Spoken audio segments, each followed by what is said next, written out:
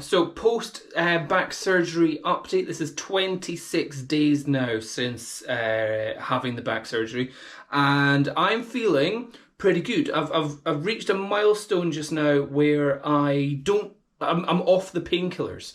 The last 2 days now, I've had no painkillers whatsoever. I don't need them. Actually, there's a caveat to that. In fact, I'll explain that in a minute. And I've been slowly whittling myself off the painkillers for the last couple of weeks, to the point where even the capsules that they're in are smooshing out some of the drug dust that's in it, and taking like half requirements. And pretty much most of the painkiller withdrawal symptoms have gone. The sweating is still... It's hard to tell what is sweating and what is just being unfit from not doing any exercise for so long and just standing and walking upstairs, suddenly getting you out of breath. That's the kind of interesting thing that's going on just now. But in terms of actual like back pain, nothing. Glute pain, nothing. Calf pain, I'll talk about that in a minute. But painkillers, I'm off. But I might be actually taking some painkillers again in the near future to try and deal with a new pain that I've got. So with my back surgery, that all went successfully. No sciatic pain whatsoever. I did have paralysis, still do have paralysis in my glute muscle. That hasn't really come back, and my calf muscle is still incredibly weak.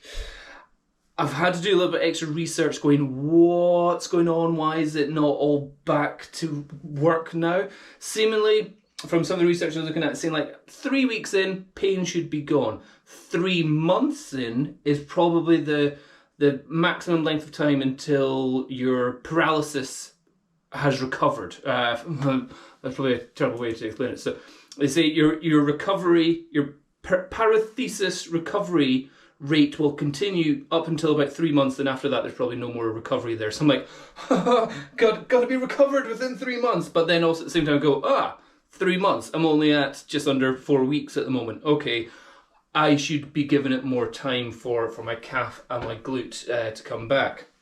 And the glute's not causing any issues at all. Walking upstairs, absolutely fine. The trick is walking downstairs, because my calf, I'm still wearing my hospital beautiful compression sock, because the calf on this leg is horrendous, to the point where my walking has become more limited now. I can barely walk about, standing, fine. Standing still, fine. Sitting down, no. I can sit and edit now, not a problem.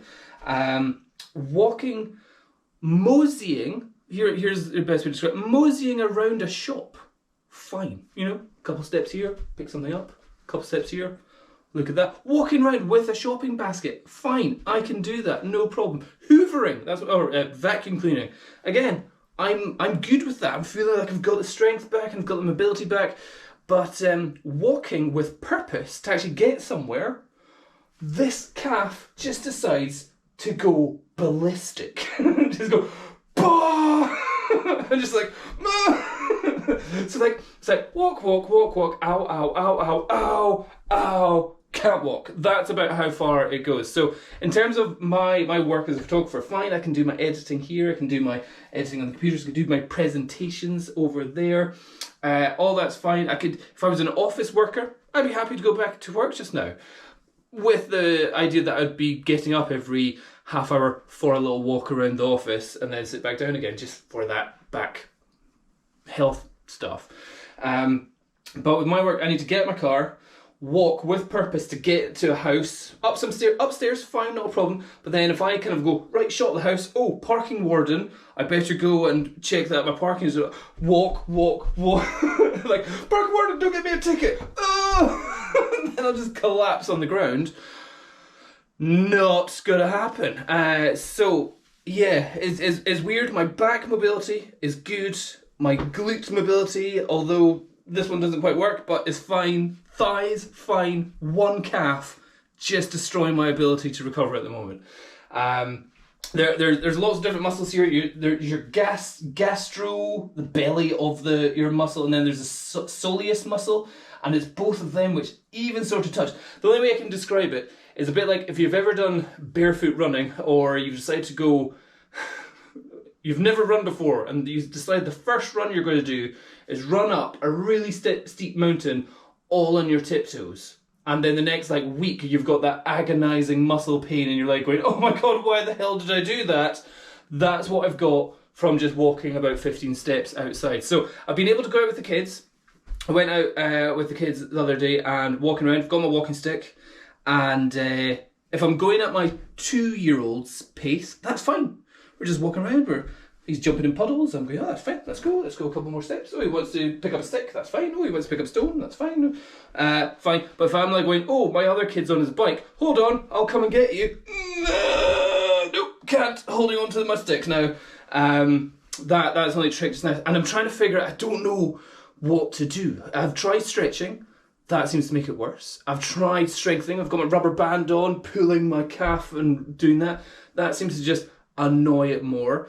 I was trying foam rolling. I've got my massage gun banging into it. That's not good. I'm trying to heat therapy. I've got some Ralgex, which is like this hot chemical stuff that you put on your just now. I've got my compression sock on.